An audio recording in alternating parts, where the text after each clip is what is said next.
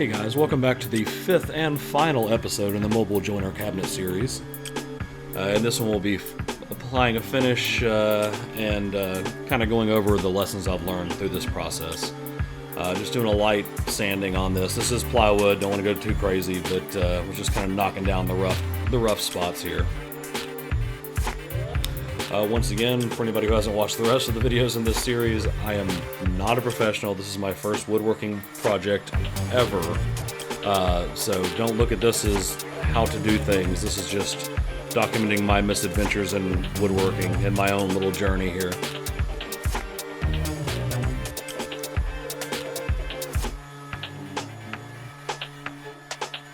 I'm actually quite happy with how this turned out, particularly with it being my first project.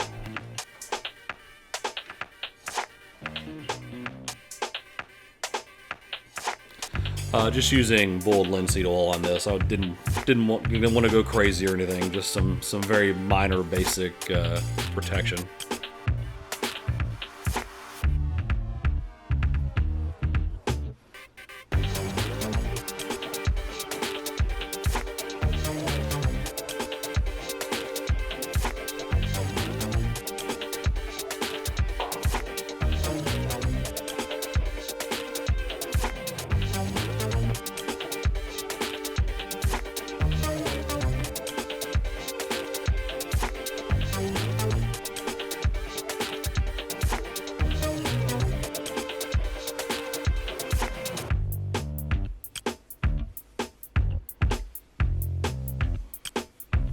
And because this was just boiled linseed oil, I wasn't really concerned or worried about getting it on the cabinet hardware. Otherwise, I would have taken it off before finishing it.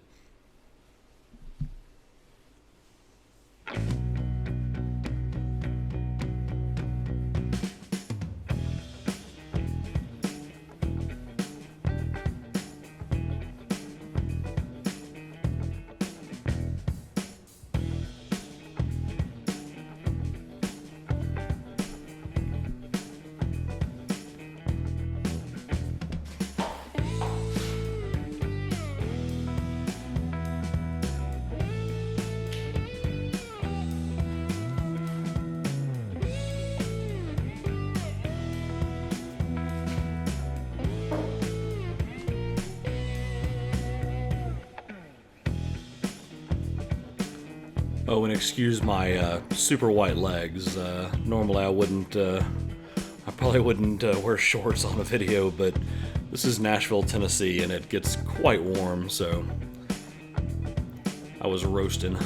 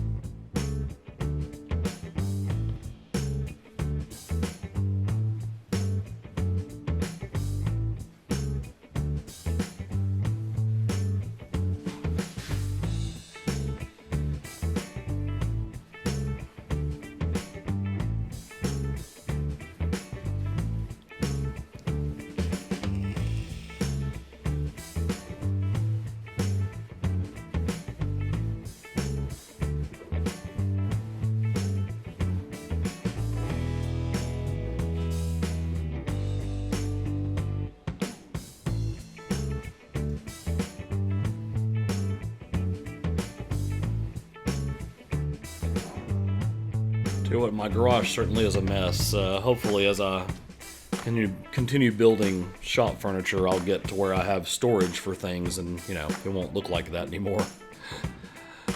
Yeah. So after I got this all wiped on and everything, I let it dry for a few minutes, and then came back with some just some shop towels and wiped off the excess oil that was left on the surface, which will happen in a moment here. There it is.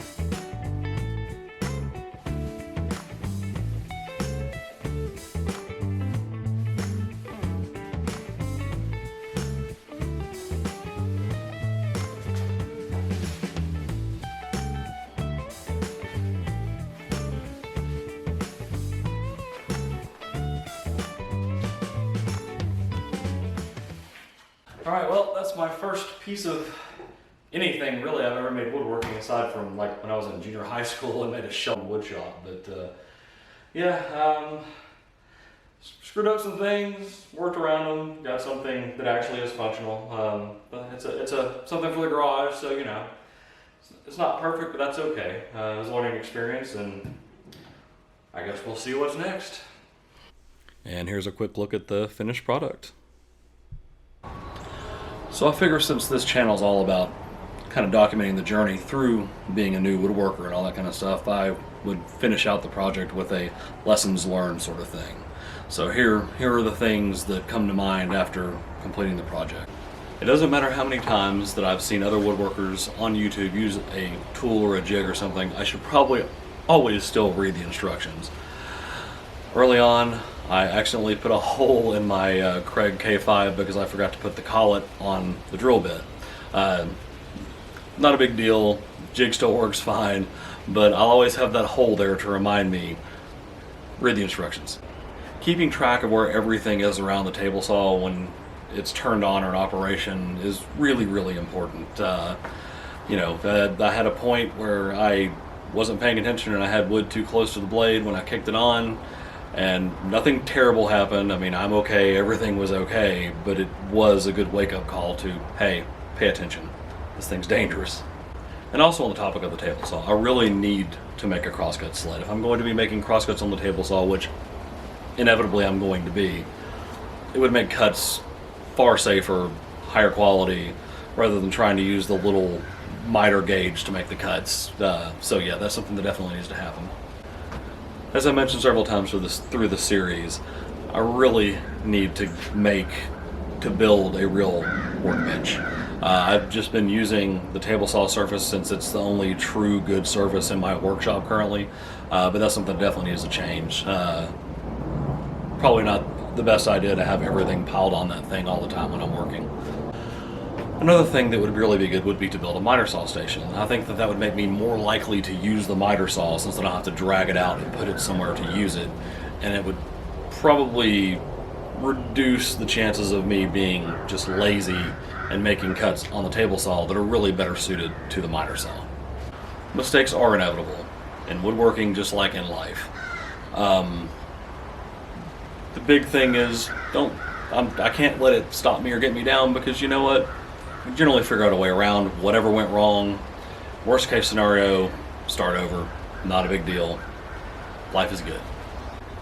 And to round these out, woodworking is really fun. I was surprised by how much fun I had doing this. And the feeling of accomplishment when you can look at something and say, I made that, is really awesome. So I look forward to doing many, many projects in the future.